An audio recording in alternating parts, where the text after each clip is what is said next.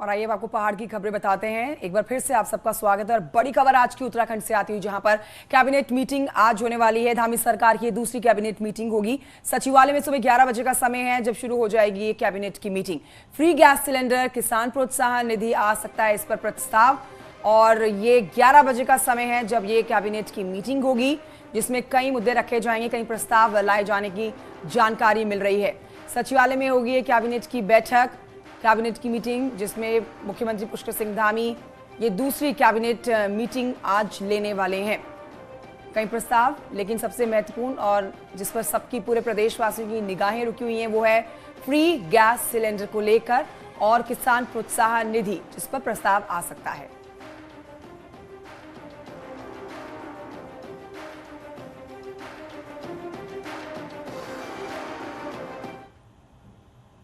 और चलिए अब बात चारधाम यात्रा की कर लेते हैं। दरअसल यहाँ पर भारी भीड़ श्रद्धालुओं की उमड़ रही है। प्रशासन के हाथ पांव फूले हुए हैं, तो 20 मौतों के बाद पीएमओ ने भी रिपोर्ट मांग ली है। इस बीच अब बुधवार को 3 और श्रद्धालुओं की मौत हो गई। अब विभाग एक दूसरे पर जिम्मेदारी थोपने में लगे हैं। 3 मई से शुरू हुई चारधाम यात्रा में अब तक 2 लाख से ज्यादा श्रद्धालु चार धामों में दर्शन कर चुके हैं और करीब 10 लाख लोगों ने रजिस्ट्रेशन करा लिया है। लेकिन यात्रा के 8 दिन में ही 22 श्रद्धालुओं की मौत ने सबको हिलाकर रख दिया है। हालत ये है कि पीएमओ ने खुद इसका संज्ञान लिया तो स्वास्थ्य विभाग का दावा है कि पर्यटन विभाग, जिला प्रशासन और मंदिर समिति हमसे जो भी मदद मांगेगी वो हम देने को तैयार है। पर्यटन विभाग, जिला प्रशासन और बद्री केदार मंदिर समिति, ये तीनों जो विभाग हैं, ये जितने भी हमसे डॉक्टर मांग रहे हैं, जितनी व्यवस्थाएं मांगेंगे, हम सहर्ष उनको देने के लिए तैयार हैं। पर्यटन विभाग को चारधाम यात्रा की नोडल एजेंसी बनाया गया है, लेकिन जब बात अव्यवस्थाओं की आई तो पर्यटन विभाग ने भी हाथ खड़े कर दिए और अब दूसरे विभागों पर भी जिम्मेदारी थोपने लगा। देखिए, कोई भी यात्रा चलती है तो उसमें सभी लोगों का दायित्व रहता है, किसी एक विभाग का नहीं दायित्व रहता है। तो सभी व्यवस्थाएं, क्योंकि इस बार अप्रत्याशित रूप से बहुत ज़्यादा पर्यटकों का आवागमन हो रहा है, तो जो नॉर्मल जो पिछले पूरे साल में जो टूरिस्ट गए थे 3 लाख के आसपास गए थे, अभी इतने ज़्यादा हमारे वहाँ टूरिस्ट, अभी तो काउंटिंग चली रही है, तो इतने ज़्यादा टूरिस्ट जा रहे हैं, तो नेचुरली जो रिसोर्सेज हैं वो कम नज़र आ रही हैं। ये तो सच है कि 2 साल बाद शुरू हुई चारधाम यात्रा में इस बार अप्रत्याशित रूप से श्रद्धालु पहुंच रहे हैं। हालांकि ये बात खुद सीएम धामी भी कई बार कह चुके हैं कि इस बार रिकॉर्ड श्रद्धालु आएंगे। अब सवाल ये उठता है कि जब पहले से ही अंदाजा था कि श्रद्धालु की भारी भीड़ आएगी, तो वैसे इंतजाम क्यों नहीं किए गए। देहरादून से न्यूज 18 के लिए भारती सकलानी के साथ सुनील नवप्रभात की रिपोर्ट। और यहाँ आपको बताते हैं कि चारधाम यात्रा में अब तक कुल 23 श्रद्धालुओं की मौत हो चुकी है। कल 2 और श्रद्धालुओं की मौत हुई है। एक श्रद्धालु की बद्रीनाथ धाम जबकि दूसरे की केदारनाथ धाम में मौत हुई है। हम आपको यहाँ जानकारी दें कि चारधाम यात्रा के दौरान अभी तक जितने भी श्रद्धालुओं की जान गई है, उनमें सबसे ज्यादा लोगों की उम्र 50 साल से ऊपर की है।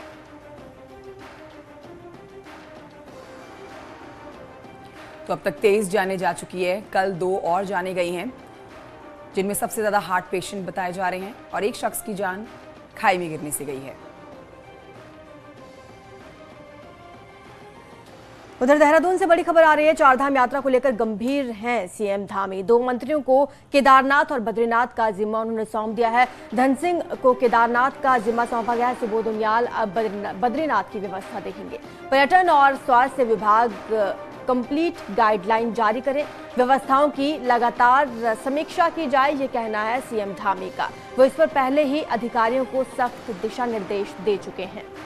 तो केदारनाथ बद्रीनाथ की जिम्मेदारी सौंप दी गई है। 2 मंत्रियों के इसमें नाम शामिल हैं जिन्हें ये अहम जिम्मेदारी सौंपी गई है। दरअसल चारधाम यात्रा के दौरान यात्रियों की मौत एक बड़ा परेशानी का सबब बनी हुई है। केंद्र सरकार ने राज्य सरकार से इस पर रिपोर्ट भी मांगी है। ज्यादा जानकारी हमारे संवाददाता दीपांकर भट्ट हमें देंगे। दीपांकर, 2 मंत्रियों को अब जिम्मेदारी सौंप दी गई है। गंगोत्री और यमुनोत्री की हालांकि जिम्मेदारी किसी मंत्री को नहीं सौंपी गई।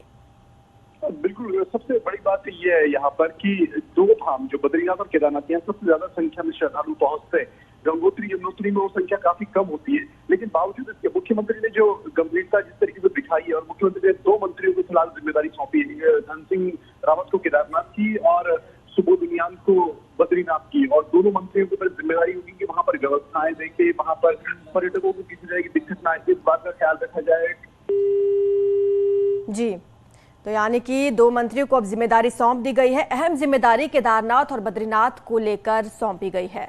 बद्रीनाथ का जिम्मा उनियाल को सौंपा गया है, तो वहीं आपको बता दें कि गंगोत्री और यमुनोत्री की जिम्मेदारी हालांकि अभी नहीं दी गई है।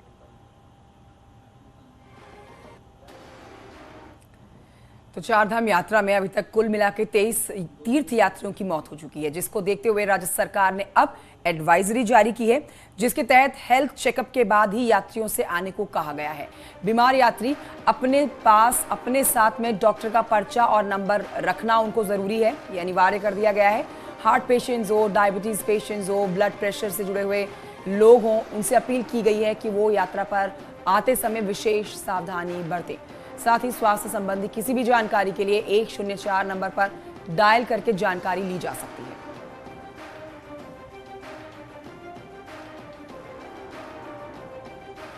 तो देखिए, अब यहां पर सीधे तौर पर विपक्ष का आरोप और जिस तरह से भारी भरकम भीड़ इस समय चारधाम यात्रा पर आई हुई है, उससे देखकर लगता है कि तमाम जितनी भी व्यवस्थाएं की गई थी वो सब फेल हो गई हैं, क्योंकि हर दिन जो तय संख्या की गई थी उससे ज्यादा यात्री आ रहे हैं। कई यात्रियों की जान जा चुकी है। विपक्ष ने इसको मुद्दा बना रखा है। सरकार ने और अधिकारी लगा दिए हैं। तमाम लोगों को और इस चीज के कार्य बांट दिए गए हैं कि तमाम अब आगे के जो दिन बचे हैं उनको ठीक तरीके से किया जाए, चारधाम यात्रा और बेहतर तरीके से कराई जाए। लेकिन जो व्यवस्थाएं देखी जा रही हैं उस पर सरकार के ऊपर कई गंभीर सवाल खड़े हो गए हैं। 23 यात्रियों की जान जा चुकी है। कल 2 यात्रियों की और जान गई थी, तो 21 से यह आंकड़ा अब 23 हो चुका है, जिसमें सबसे ज्यादा यात्री जिनकी मौत हुई है वो 50 साल से ऊपर के हैं।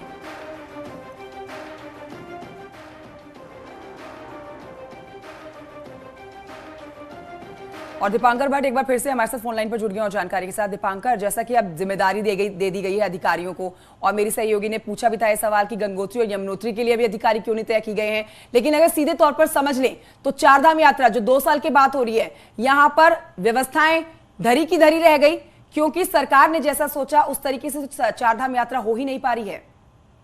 कंचन, तैयारियां के लेकर पहले तमाम बातें कही गई, लेकिन जिस तरीके से आप देखेंगे डिपार्टमेंट्स एक दूसरे पर यहाँ पाले में गेंद डालते हैं। आप टूरिज्म डिपार्टमेंट सवाल पूछेंगे वो हेल्थ डिपार्टमेंट पर डालेगा, हेल्थ डिपार्टमेंट सवाल पूछेंगे वो डिस्ट्रिक्ट एडमिनिस्ट्रेशन पर डालेगा, उनसे पूछेंगे तो बद्री केदार मंदिर समिति की जिक्र करेंगे। तो विभागों ने अपनी तैयारियां कुछ भी नहीं की। डिस्ट्रिक्ट एडमिनिस्ट्रेशन जो अलग अलग डिस्ट्रिक्ट में उनकी तैयारियां यहाँ पर नजर नहीं आई, और इसीलिए कल मुख्यमंत्री ने बेहद नाराजगी जताई है कि जो तैयारियां होनी चाहिए वो प्रॉपर होनी चाहिए। वो चाहे वहां पर रहने की व्यवस्था हो, खाने पीने की व्यवस्था हो, वहां पर होटल्स के रेट्स हो, खाने पीने के सामान के रेट्स हो, हरिद्वार से लेके और चारों धामों में पूरी व्यवस्था को यहाँ पर सही किया जाए। और अब 2 मंत्रियों को इस पर लगाया गया। गंगोत्री यमुनोत्री में क्योंकि संख्या यात्रियों की इन बद्रीनाथ केदारनाथ से मुकाबले थोड़ी सी कम होती है, इसलिए शुरुआत मुख्यमंत्री ने यहाँ पर 2 मंत्रियों को जिम्मेदारी देकर की है कि पहले यहाँ पर व्यवस्थाओं को दुरुस्त किया जाए, यहाँ पर नंबर को पहले सही किया जाए और व्यवस्था यात्रियों के सामने मैसेज बिल्कुल सही जाए, मैसेज खराब ना हो देश में। हालांकि 23 यात्रियों की अब तक मौत हो चुकी है और हेल्थ डिपार्टमेंट पे भी कहीं ना कहीं यहाँ क्वेश्चन मार्क है कि आपने किस तरह की वहां पर तैयारियां की थी। तो अब आप देखिए कि दोनों मंत्री अब अपना काम संभालेंगे और किस तरीके से यहाँ पर व्यवस्थाओं को दुरुस्त बनाने का प्रयास होता है। कंचन, ठीक है, लेकिन दीपांकर, यहाँ पर अगर अब तक के पूरी चारधाम यात्रा को समझ लिया जाए, जो तैयारियां की गई थी, जिसमें अब मुख्यमंत्री पुष्कर सिंह धामी जो सख्ती दिखा रहे हैं और निर्देश दिए गए हैं और 2 मंत्रियों को जिम्मेदारी दे दी गई है, लेकिन जो पहले के गाइडलाइंस जारी किए गए थे, जो पहले बताई गई थी चीजें कि करनी है, इस तरह से नियम निकाले गए थे, वो कोई पूरा करता हुआ नजर नहीं आ रहा है। और शायद यही वजह है कि चारधाम यात्रा में अब तक का अगर हम चीजें समझ लें, उसमें संख्या में भी यात्री भारी भरकम मात्रा में पहुंच रहे हैं, और जैसे होटल की बात की जा रही है, रहने की व्यवस्था की जा रही है, खाने पीने की चीजों की बात की जा रही है, उसमें भी तमाम यात्रियों को परेशानियों का सामना करना ही पड़ रहा है। बिल्कुल कंचन, उम्मीद से ज्यादा यात्री इस बार आए क्योंकि कोविड के 2 साल बाद यात्रा हो रही है और तमाम दावे किए गए। चीफ सेक्रेटरी ने मीटिंग ली, पर्यटन मंत्री ने मीटिंग ली।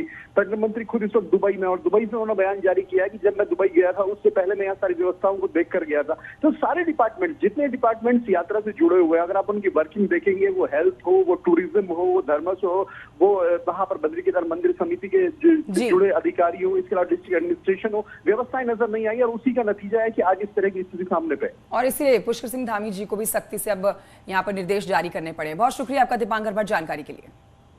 तो वहीं चारधाम यात्रा शुरू होने के साथ ही बदले मौसम और बारिश के चलते यात्रियों की सेहत पर असर पड़ना अब शुरू हो गया है। ऋषिकेश टर्मिनल पर मेडिकल टीम यात्रियों का चेकअप कर रही है। डॉक्टर्स का कहना है कि स्वास्थ्य में जरा सी खराबी को नजरअंदाज ना करें, नहीं तो आपको परेशानी हो सकती है। यहाँ से जो ऊपर जाते हैं उनको कोल्ड वगैरह के बारे में बता देते हैं और उनका कंप्लीट यहाँ से बीपी वगैरह, शुगर वगैरह सब कुछ जांच करके उनको भेज देते हैं। कोई हाइपरटेंसिव पे पेशेंट आ जाता है उसको यहाँ पर बीपी चेक कर लेते हैं, अगर ज़्यादा बीपी है तो उसको मेडिसिन वगैरह देके तो ऊपर भेज देते हैं। और आइए बढ़ते हैं आगे। बुलेटिन में खबर जो है वो रुड़की के भगवानपुर इलाके से है, जहाँ के डारा जलालपुर गाँव में 16 अप्रैल को हनुमान जन्मोत्सव के दौरान जमकर बवाल हुआ था, जिसमें 25 दिन के बाद गाँव के ही कुछ परिवारों ने अपने घरों के आगे ये घर बिकाऊ है लिख दिया था। सूचना मिलते ही आनन फानन में प्रशासन की टीम गांव में पहुंची और उसे पेंट से पोत दिया गया, हटा दिया गया लिखे हुए शब्दों को। ग्रामीणों का कहना है यहाँ पर कि बवाल के दौरान उनका काफी नुकसान हो गया था। ग्रामीणों का ये भी कहना है कि हम आज नहीं तो कल घर बेचकर चले ही जाएंगे। तो वहीं एसडीएम भगवानपुर का कहना है कि कुछ लोगों ने भावनाओं में आकर ही ऐसा लिख दिया था। आर्थिक नुकसान पर उन्होंने कहा कि प्रशासन को किसी ग्रामीणों ने लिखकर नहीं दिया कि उनका कितना नुकसान हुआ है जिसकी भरपाई की जा सके। ये हुई थी, हम मोहल्ले में कोई दिक्कत नहीं थी आज तक, और पूरे मोहल्ले में हम पथराव करा गया। जब पथराव करा गया तो हमें इन पर विश्वास नहीं रहा, इसलिए हम आज नहीं बेचेंगे तो कल बेचेंगे जरूर रहते हम यहाँ नहीं। सूचना मिली थी, सूचना पर तहसीलदार भगवानपुर को भेजा गया था और वहाँ पर गई, लोगों से बातचीत किया उन्होंने। उसके बाद उन्होंने वो जो लिखा था उसको मिटा दिया है, अब सब ठीक ठाक है। प्रशासन को उन्होंने अभी कुछ लिखित तो दिया नहीं है कि हमारा कोई नुकसान हुआ है। खबर रुड़की से है, जहां पर कलियर इलाके में एक अवैध पटाखा फैक्ट्री का खुलासा हुआ। पुलिस ने छापा मारकर भारी मात्रा में बारूद बरामद किया है। मौके से एक आरोपी को भी गिरफ्तार किया गया है। वहीं आपको यह भी बता दें कि पटाखा फैक्ट्री में पहले भी आग लग चुकी है।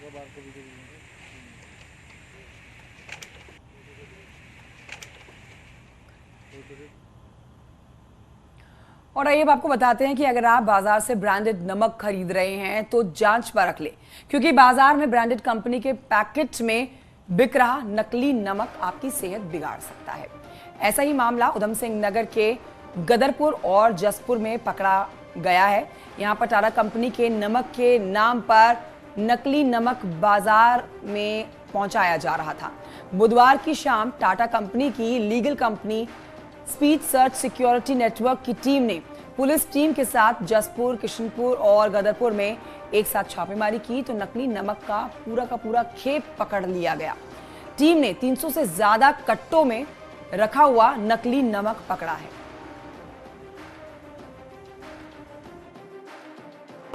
चरणजीत प्रोविजन स्टोर है उससे, और अमित प्रोविजन स्टोर जो है उससे, इन तीनों शॉप से रिकवरी हुई है। बाकी जो नकली नमक पकड़ा गया है, जिसमें जो ये लोग है पैकिंग जो है हमारी कंपनी की लगाते हैं, लेकिन नमक जो है ये बहुत घटिया यूज़ करते हैं। तो राज्य की जनता को गुड गवर्नेंस नजर आए और शिकायतों और समस्याओं के लिए लोगों को परेशान ना होना पड़े, सीएम धामी ने ऐसा सिस्टम तैयार करने के निर्देश सभी अधिकारियों को दे दिए।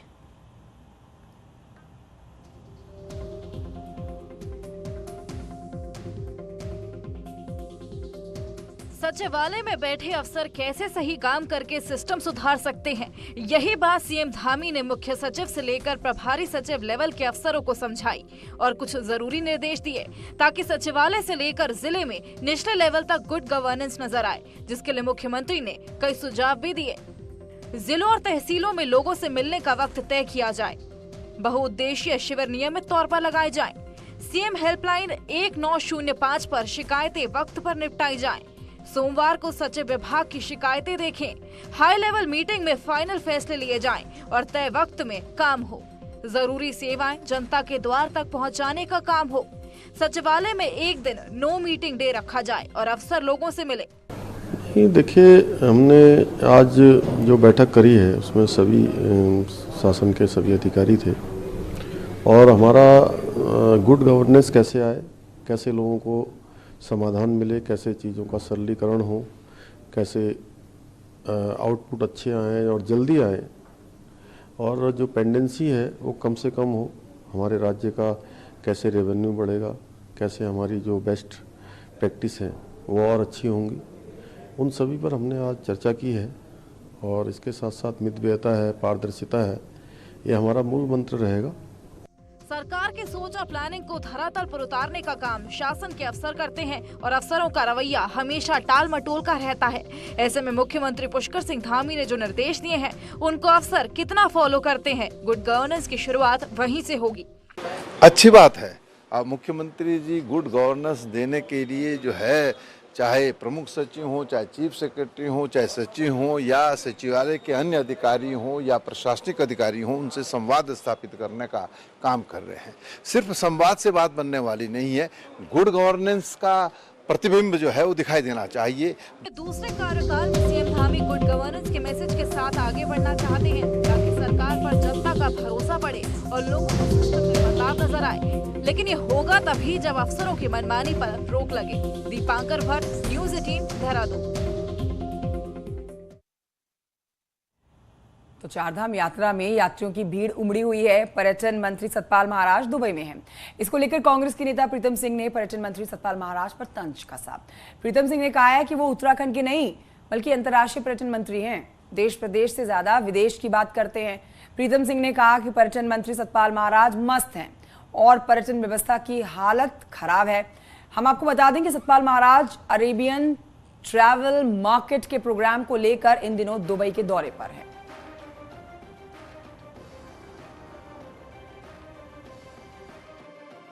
मंत्री का क्या कहना, अब वो तो राज्य के पर्यटन मंत्री नहीं है, वो तो विश्व के पर्यटन मंत्री लगते हैं। वैसे भी अगर कभी आप उनको देखते होंगे, सुनते होंगे, तो कभी वो देश की और प्रदेश की बात नहीं करते हैं पर्यटन के परिप्रेक्ष्य में, वो विश्व की बात करते हैं। तो इसलिए वो अपने मस्त हैं और प्रदेश में जो पर्यटन जो व्यवस्था है वो बिल्कुल पंगु हो चुकी है। यहाँ पर रुकेंगे छोटे से ब्रेक के लिए, जल्द हाजिर होंगे।